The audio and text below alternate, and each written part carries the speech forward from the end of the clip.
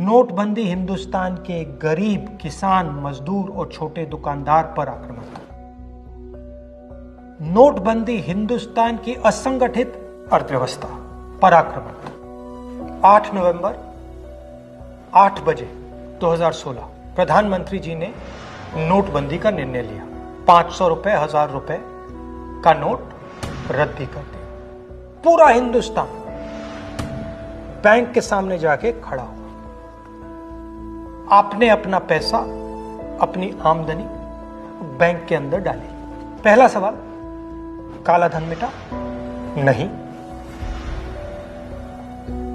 दूसरा सवाल, हिंदुस्तान के गरीब जनता को नोटबंदी से क्या फायदा मिला? जवाब, कुछ नहीं।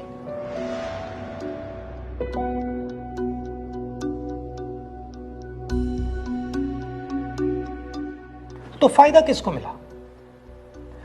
फायदा हिंदुस्तान के सबसे बड़े अरबपतियों को मिला। कैसे?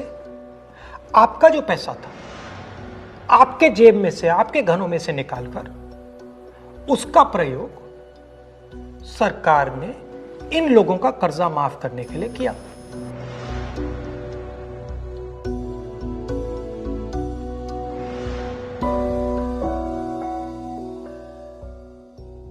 मगर वो सिर्फ एक लक्ष्य था।